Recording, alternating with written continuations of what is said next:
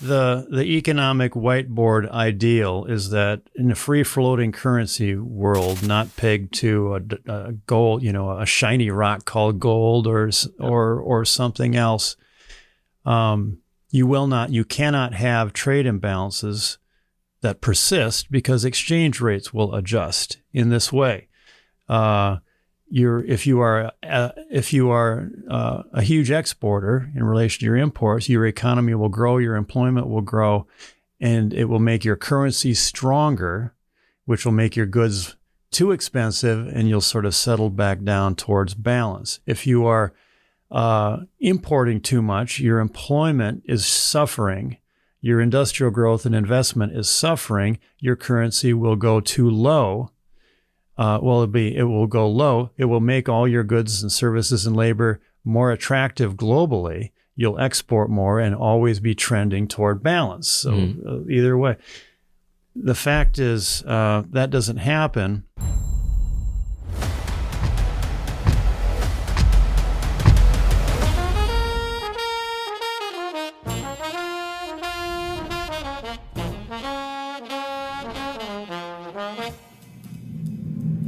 No, Ronald Reagan he talked of free trade for sure, but his policy was very much a populist economic policy. And I was there. I sat in the room with him. I saw what he did, and he took very, very bold steps. Not as bold as what we did in the Trump administration, but the situation was less desperate. So what did he do? At that point, as Michael suggested, we were really kind of under assault by the Japanese, who did a lot of the things that the Chinese are doing now, but they didn't do the cyber theft and all the kind of hostile things, but a lot of the same economic policies they did. But the difference, as I always say, is they wanted to get rich, but they didn't want to eat us, right? The Chinese want to get rich and actually become number one. They always kind of viewed themselves as under our umbrella. So we saw trade deficits go up very, substantially, and he put in what we call voluntary restraint agreements. Now that's VRA is not a term anybody uses anymore, but in those days, this is before the last trade round. You were allowed to have agreements between countries that say we're going to limit the amount of imports that come in from that country. And the way you got that, of course, is you went to, for example, the Japanese and said either you limit it or we're going to stop you from coming in. And there was a real, in autos, for example, there was a real movement to put quotas on Japanese automobiles. I mean, it was a very popular among Republicans as well as Democrats and could have possibly passed. So he negotiated voluntary restraint agreements with the quotes around the voluntary to limit the increase because the Japanese were literally taking over our auto industry. He did the same thing on steel for most of the world. He did the same thing on specialty steel, which is another category. He put in place a program for semiconductors because while we had invented the semiconductor, the Japanese, using, as I say, mercantilist policies, not unlike ones you'll find that I talk about with China, and they had essentially taken over the semiconductor business. And so he put a limitation on that, and had a semiconductor program. He did. He famously put a limitation on motorcycles coming in because they were literally wiping out Harley Davidson. So he went down the line when something came up that threatened America. Ronald Reagan took action, and I would say one of these libertarian groups, when Reagan left, said that they thought he was the most protectionist president since Hoover. So the libertarians just hated him. And then the final thing he did, among the final things, was what Michael mentioned, and that was the Plaza Accord. So a good part of the problem all the way through, and by the way, it's the problem now too, is we had a currency that was too strong. And so you're running big trade deficits. And what Jim Baker did is he got everyone together in the Plaza Hotel in New York and got them to agree not just to change the value of the yen, but to change the value, our value of our currency relative to 5 or 6 key currencies. And when that happened, it takes a while for that to change the direction of the battleship. But when it did, it got the trade deficit down. So Ronald Reagan was by no means a free trader. He thought about trade, about how you would expect a smart, patriotic, pro-American person to think about trade. Where did conservative trade policy go wrong after Reagan? Well, so there was always this, I've spent time thinking about this and I don't really have a complete answer. There was always this sort of sense that we were free traders. But let's just take a step back. So you start off and you have Republican presidents, right? Every Republican president from Lincoln up to Hoover, every one of them, if you said, are you a free trader? They would say, are you nuts? If you asked Teddy Roosevelt that, and I have the quote in there, he famously said something like, free trade destroys the fiber of your body. So every one of them, Lincoln, every one of them, if you asked, they all would have said, no. They all would have been in that. They wouldn't have all used the term protectionist, but a lot of them would have. But they would have certainly said, we need tariffs. We need kind of an industrial policy. We need to build up America's industry. Every single one of them. All right, period, without exception. Then you come to the Second World War. Now you have Eisenhower, who also took some actions that were very much in agreement with the way I think and the way you think. But Eisenhower's objective was different, right? He was in a world where he was trying to take on the Soviet Union, and there was only one economy in the world, right? There wasn't the kind of competition that we think of, right? There was one economy that was left after the Second World War, and it was us. So you fast forward from there, you look at Nixon in 1971, the trade deficit's going up again. What does Nixon do? He uses, you could argue whether he had the authority to do it. There was a lot of litigation, but he put 10% tariffs on the entire world to get the trade deficit down and stop and then renegotiated the value of gold to stop the run on the gold. So if you kind of go, you don't really see a lot of this kind of action, but there was this undercurrent, which kind of goes to your sense that somehow tariffs are like taxes, and we're against taxes, therefore we should be against tariffs. And then at the same time, there was a kind of a libertarian element to conservatism, which is, which to me, at least philosophically, since a lot of you probably think of yourselves as both, to me, they're philosophically very different things. And that kind of influence had an effect on some people. And then the other thing that was going on had nothing to do with philosophy at all. It had to do with just money, right? So you had big corporations bringing manufacturing overseas, making a lot of money, importing, being influenced by Japan and then China because they want access to the U.S. market, and we're worried about consumption and not production, and we don't care about workers. What we care about is television sets. And so that kind of took over.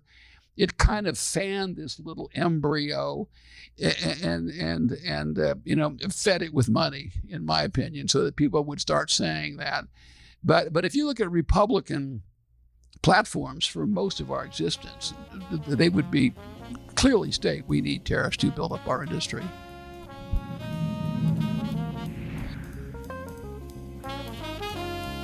There are these sort of two big headings. There's productive markets and supportive communities. And so the productive markets is kind of like the big macro top-down, how does our economy work side of it. And as you said, the first piece in there is globalization. And the way that we try to talk about this and encourage conservatives to think about it, and it's right there implicit in the term productive markets, is that, like, not all free markets are equal.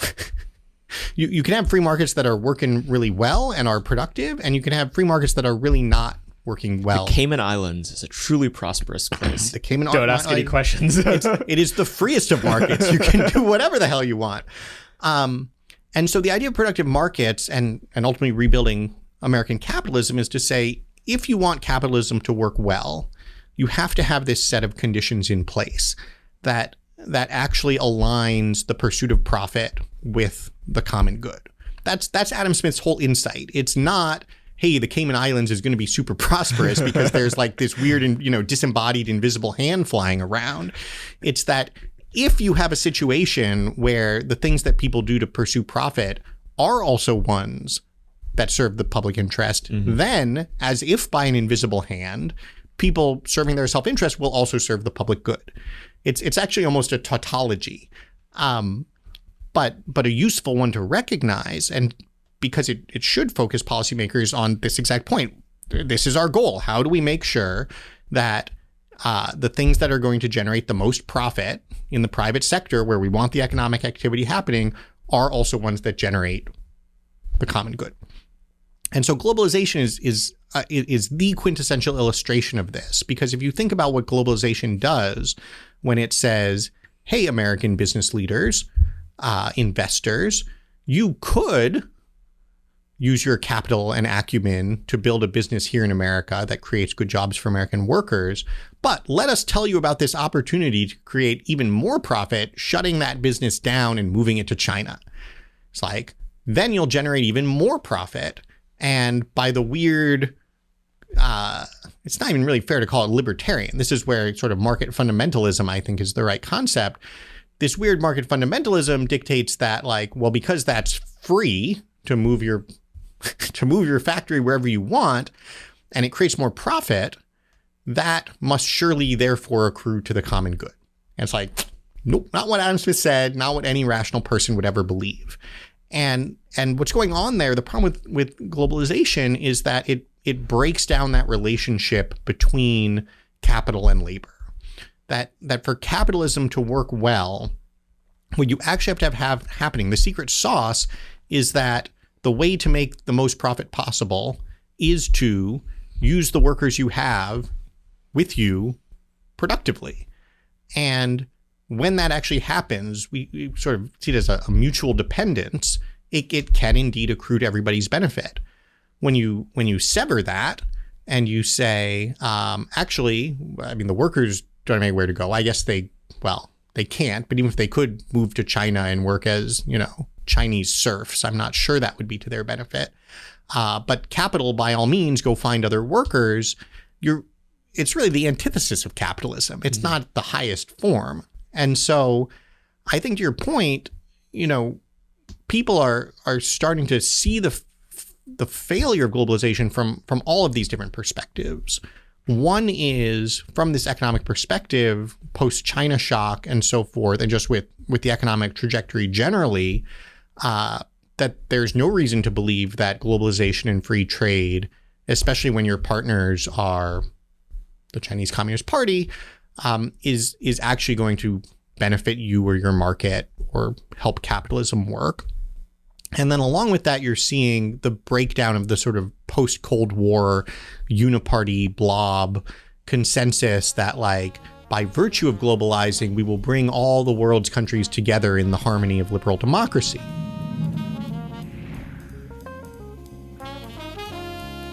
So the United States-Mexico-Canada agreement replaced NAFTA.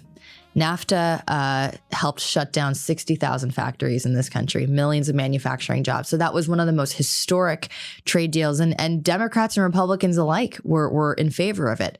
However, this is really interesting, Nick, what's happening now. Joe Biden and Kamala Harris, they tout how much they support manufacturing in this country. In reality, it's the polar opposite. Right now, the USMCA is being violated left and right by both Mexico and China in particular. Mexico has been dumping steel into our country far below market price in violation of the USMCA. And companies like Zekelman Industry, our largest privately owned steel company in California, just shut down its Long Beach plant in California. We have companies like Wyerton Cleveland Cliffs. China has been dumping steel. And along with Germany and South Korea, the Department of Commerce conducted an investigation, said, listen, there's illegal activity going on. They are dumping steel far below market price into our economy. Wyerton Cleveland Cliffs, they shut down. And then guess what? The USITC, the International Trade Commission, said, no, we're actually not going to put anti-dumping duties, tariffs, to protect this factory. Biden had the full authority to reject that court decision, but he didn't. And guess what? A mile down the road, he's funding his own priorities, which is a Green New Deal battery plant. We're all in favor of manufacturing jobs of all kinds, but not at the expense of letting one industry die. Steel is used for our military. It's used to make our border wall. We're not going to have border security. We're not going to have our military equipment if we don't have a steel industry. And right now, steel is in trouble. States like Pennsylvania, West Virginia, Ohio, U.S. Steel. We're going to talk about Nippon in a bit, but we have these factories that are shutting down all over again. And Joe Biden has not enforced President Trump's USMCA, but we're going to change that. On day one, when we're back, we're going to make sure Mexico and China are not going to cheat us on trade anymore. So what does the enforcement mechanism for that look like? Like, what is it that Biden is ignoring that Trump would do, if he were elected in November? Absolutely. To stop that? Well, you can even use, we're going to do something called universal baseline tariffs, which is going to help our workers, but making sure that Mexico adheres to the promises they negotiated with President Trump. They've just been breaking those rules left and right. And then our factories are disappearing. It's things like when President Trump talks about electric vehicles that China is producing now in Mexico, shipping to the US, he's going to charge a 200% tariff. China has set up a large industrial park in Mexico because they are anticipating potentially if Biden somehow, if Kamala wins somehow, which I don't think is going to happen, and I know it's not going to happen, but China has been setting up a large industrial park called the Hofusan Industrial Park. It's 35 companies big, and there are individual companies that are producing furniture, construction equipment, and even steel. But they're saying, hey, we can send these goods into the U.S. duty-free because we're in full compliance with the USMCA. So China smells weakness and blood coming from Kamala Harris and a potential Tim Walz Kamala Harris situation. And they are dumping steel, they're dumping products tariff-free into the country. So what we need to do is tariff the crap out of those and hold Mexico and China accountable for sending our jobs back overseas again.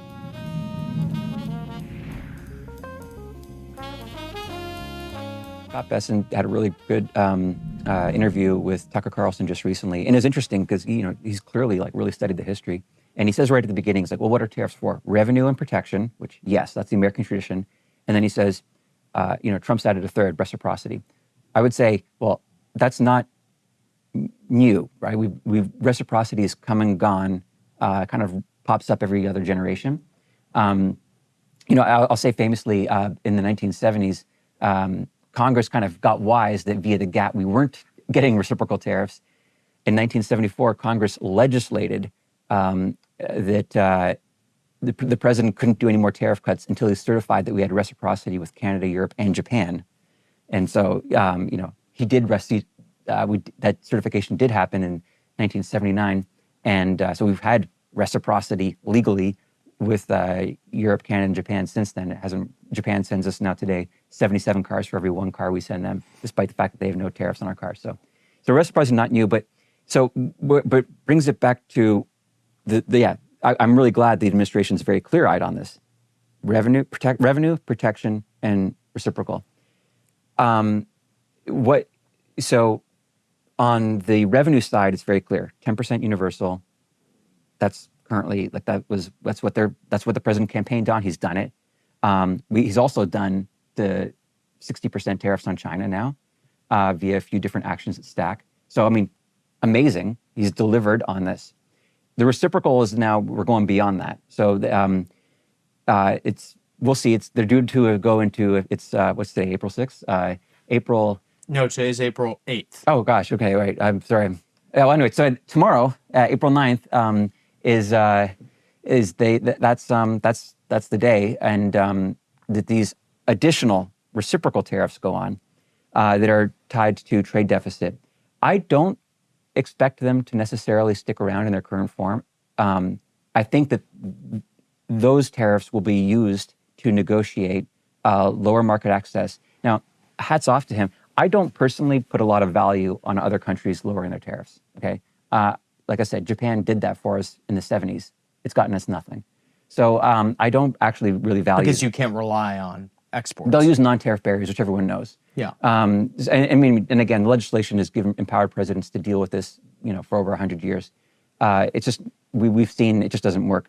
So, but look, I think, we've got 7 Republican senators now who've joined Democrats to strip the president of all his powers. It's outrageous.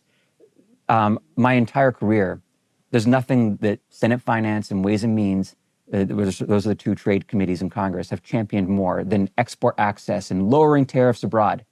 President Trump has just done more in the last week to wipe out all of these things than these congressmen who've been around for decades could have ever dreamed of. There's something, the Doha round was the 9th GATT round. It began in 2001, and it was like the big thing. I mean, Doha, like this was like the multilateral, that means like the whole world under the WTO meeting, regular conferences, cost us a fortune to lower global trade barriers. And it was clear, like to a lot of, some of us, this is never going to work because we're already at a 3.4% average tariff. Nobody minds paying the 3.4. India, Brazil, these countries are not going to come down. We're already giving it away for free. Trump is the only one who was like able, of all the politicians, and anyone, presidents, congressmen on both sides, he's the only one to point this out.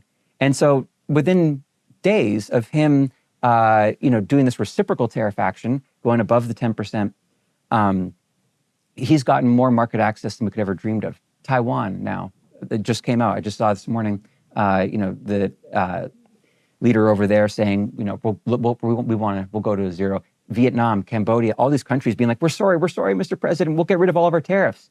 Again, I personally don't put much value on that, but Congress does. So you would think Congress would be, thank you, Mr. President. But you've got people like Senator Grassley, who decades, the guy's been around, right? He's decades claiming this is what he wanted more than anything. President Trump delivers it, and he looks to nuke President Trump's tariff power. So, but so all these reciprocal ones, I do think that it makes sense to, accept the deals, because ultimately I don't think it makes sense to set tariffs in relation to, like they're using a formula right now based on trade deficit. Ultimately, you don't, having tariffs set in opposition to like another country's policy doesn't make sense, or even a trade deficit, I don't believe. So like, I'll look at Madagascar, right? As it happens, Madagascar got hit hard under the formula. So I think it's all under the reciprocal tariffs, everything will be 47%. Okay, well, what do they send us? They dominate the world's supply of vanilla beans. Does it make sense? That's more than a revenue tariff. 47% is pretty high, generally speaking. And so do we really want to do that? Do we really want to, is that, and I would say, well, what makes sense for the America, whether it's laborers, producers, and, if I was the chairman of Senate Finance and someone came along and said, yeah, this is great, 47% tariff on vanilla beans, I can do this now, I'm going to get started on a plantation in South Florida. I'd be like, okay, tell me, like, okay, so what's your forecast? How much of the American market do you think you'll be able to supply? And, are you going to be price competitive with the world price? You ask these questions, and if they give you a good business plan, then you say, okay, and yeah, you can do what's called a tariff rate quota. So we say, all right, well, if we know that you can supply 10% to the market, and that's this volume, so that's going to be our, the amount that we're import dependent will be the in quota rate, which is a revenue tariff, and then we'll have a protective tariff. And we already do this. Like we do this today. Sugar was the last man standing in American producers. Okay, if you think of we're Survivor Island, every producer was voted off the island one at a time. Ranchers gone, 1950s, flatware bicycles gone right away. Sugar, we still have like 192%, I think is it? Maybe that's peanuts. Sugar and peanuts. Yeah, that's our tariff on sugar, but we are import dependent, so we allow a certain amount that comes in at a far reduced rate. So we can do that. That's the model. To do what we do for sugar, but for other for everything else. So how do you do that? There's something called the Section 232 process, and that's what the president will use. So I think the reciprocal will start to give way to more Section 232 actions, those are the media calls them sectoral tariffs, right? So we've got the revenue tariff, universal, that's the universal rate, going to bring in a lot of money, pay for domestic tax cuts. And then I think reciprocal will give way to sectoral tariffs. And that's a good thing. And, hats off to the president.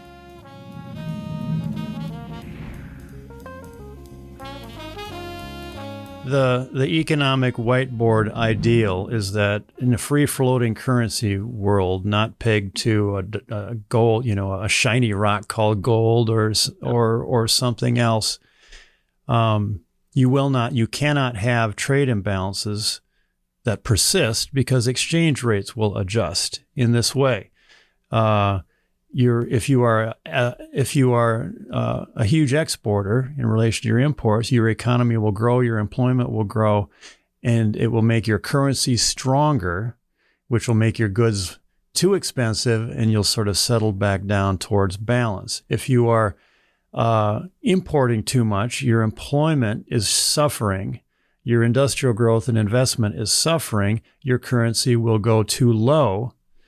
It will go low. It will make all your goods and services and labor more attractive globally. You'll export more and always be trending toward balance. So either way, the fact is that doesn't happen. So stipulated in that is the ideal is always trending your exchange rate toward a balance of trade, which is your industrial production, because trade is primarily goods. The services trade is intra-company transfers, it's IP, it's your payments to your insurance subsidiary in the Caymans, it's all that sort of stuff. It's just a big dumpster fire, frankly, the services trade. And so you want to have the exchange rates that are a way to balance trade, so no one country like China excessively relies on the U.S. market for their employment and growth. And they're exporting their under and unemployment to us, and we're absorbing it by doing financial shenanigans. It doesn't balance now because global capital is detached from economies now. And don't confuse, please, global capital flows with investment. It's not the same thing. Investment in plant and equipment is really cool. It's less than 1% of global capital flows. It's maybe 1/100th of 1% of it because they're so massive. So the global fat cast, the Davos man moving money around to arbitrage interest rates or arbitrage opportunities and buying paper here or there or finding a safe haven, they're driving currencies awry in relation to their economic, the underlying economics. And so with the dollar, we have more dollar-denominated assets to sell than anyone else. When you have a Ukraine war or COVID, or when you have Wall Street just selling these assets all the time, we actually get a huge flow of capital into the U.S., driving up our dollar too high. It doesn't benefit us because it's just they're selling paper stuff or T-bonds or something like that. And but all our real economy becomes non-competitive in relation to the world. So we're seeing it right now. The dollar is, we have inflation, but the Fed raises interest rates. Everybody chases the interest rate. Everyone's chasing our stock markets, and we just had the biggest trade deficit month in March that we've ever had in history. Wow. Walk me through what industries were most affected by NAFTA specifically, because it's funny, the idea that a North American free trade agreement send some of our capacity to Canada or Mexico. I mean, that seems quaint by comparison to what's happened with China. But walk us through that two-step process. What did Canada and Mexico get out of NAFTA, and then what did China do after? Sure. So Mexico was actually doing quite well when they were negotiating. It was sort of Mexico was coming out of its third world, poor country, emerging market status. And then NAFTA happened and it didn't because they had a lot of internal turmoil. But the whole theory, look, the whole neoliberal theory is that if you simply focus on cheap consumption from domestic, wherever, doesn't matter where, cheap consumption will make you rich.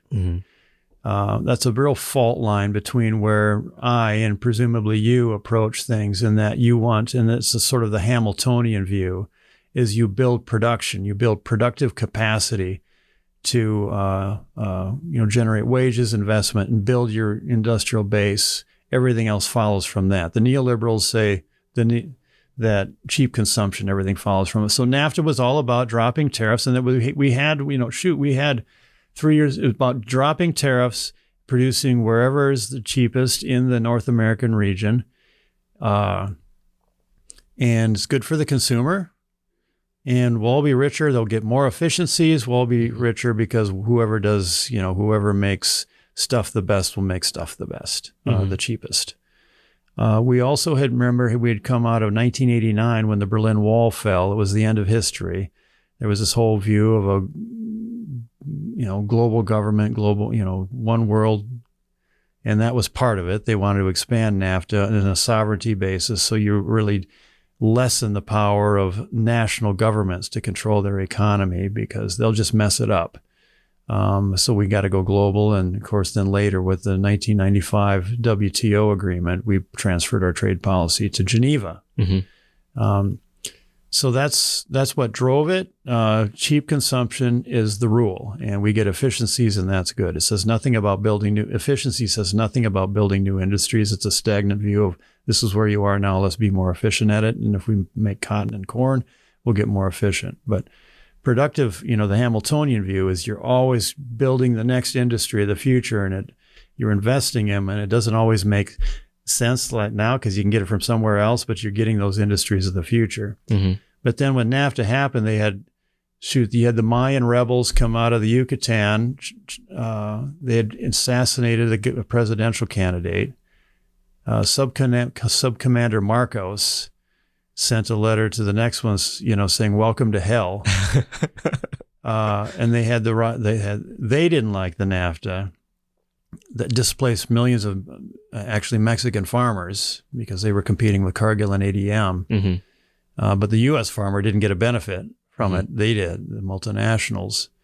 And Mexican peso, they had the peso crisis. The Mexican peso crashed by a lot. I don't know how much. And all of a sudden, boom, it was not only a low tariff, which we already had low tariffs, but all of a sudden the Mexican products became 25, 30, 40% less expensive because of the peso.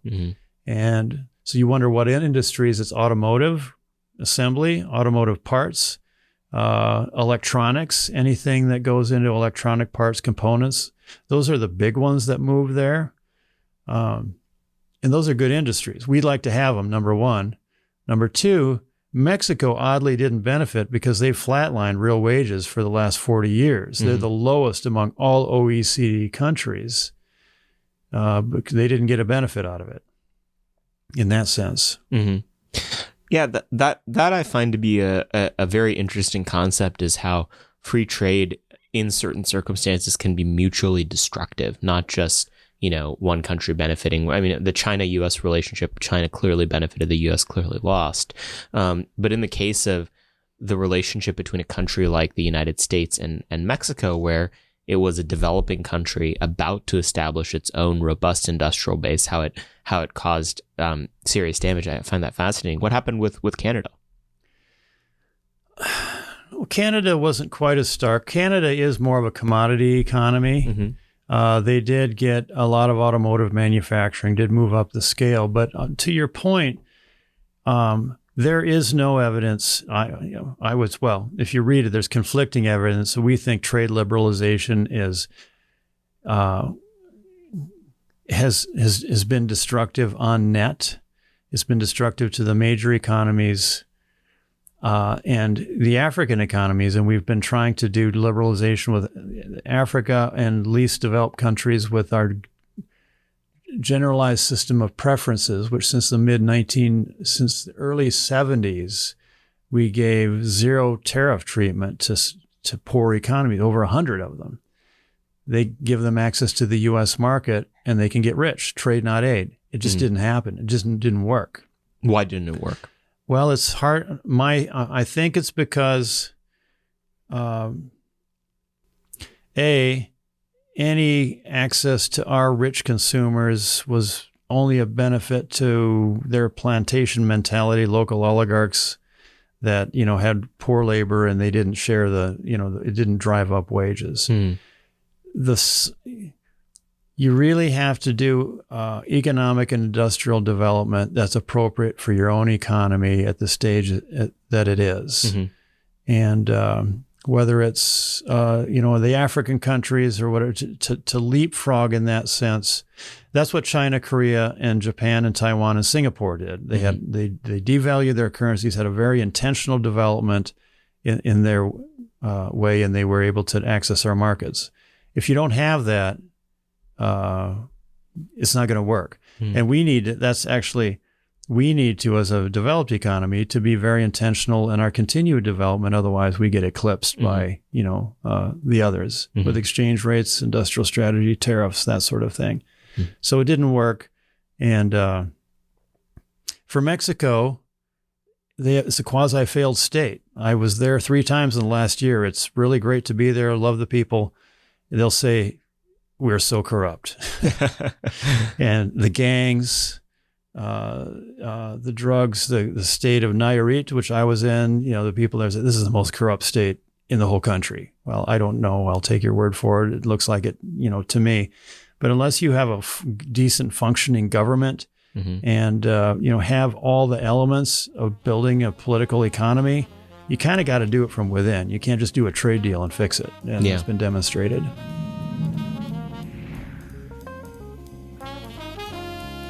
So we've talked about 2 elements. The third element, really important, that really is not yet on the radar here in either party, is managing our currency. Right now, not right now, but also for quite a long time, the dollar has been way overvalued.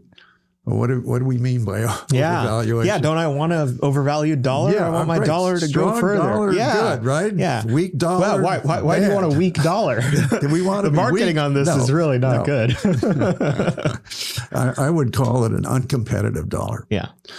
That's really the better label for it. Well, how is that market supposed to work? If you have floating currencies, what's supposed to happen is that... And floating currencies means ones that are not pegged to hard assets like gold or some other store of value. They're traded. Right. They're traded. So the way that's supposed to work is that the surplus countries' currency gets stronger and the deficit trade countries' currency gets weaker, and then to balance trade. And that's because there's more demand for the surplus countries' currency, which drives up its price, and less demand. However, that hasn't worked for many, many years. And it hasn't worked for 2 reasons. First, there's currency manipulation, very prominent. Still, countries are still doing it. China did it extensively for about 8 or 9 years. Taiwan does it. Korea does it. Japan still does it a little more subtly, but they do it. So that's one cause. But even more powerful is the fact that the inflow of capital into the U.S. greatly exceeds the outflow. Why? And this is private sector, not government central banks. We have more capital flowing in because the U.S. capital market is the biggest, it's the safest, it's the most liquid. The country is generally one of the better places to invest your money. And of course, it's the reserve currency of the world. So the net is we have many, like trillions of dollars flowing around, more in than out, and that pushes up, that increases the demand for dollars to pay for these securities and pushes the value of the dollar up. So right now, the dollar is overvalued against a trade-weighted basket of currencies about 16%, about 22% versus the Chinese yuan. And historically contextualize that. I mean, what 22%? Okay, maybe that's a lot. Maybe that's a little. What historically speaking, when do you know things have gotten bad? Well, the Peterson Institute, we disagree with this, doesn't consider there's overvaluation or undervaluation if it's less than 5% or less. 5% is a lot, because I'll tell you what undervaluation means. What you really mean is it's fluctuating by a couple of percentage points around trade balance is fluctuating by a couple of percentage points around, no deficit, no surplus. Long term, it'll never be totally stable, but it'll kind of go like this. So what that means is if we're trading with China and we put a 22% tariff on something, the currency imbalance totally wipes out its effect, dollar for dollar. It's that strong. Yeah. And so if it's 16% on average, put a 16% tariff on. That's too simple, but you get the idea. Yeah. It's the biggest single factor in our trade deficit, and the trade deficit is real money. It's not just a financial accounting entry. So I have a trade deficit with my grocery store. Like this is the line that you hear in this town all the time. Yeah, well, you got to pay it back. Yeah. Now, the point is you have to pay, and in the meantime, it means that we're not making the goods that that make up the deficit in this country. They're being made somewhere else, and we're paying for them either with loans, buying their they're buying our securities, or we're selling them existing assets. So we're getting poorer. And the jobs for making those products have gone away.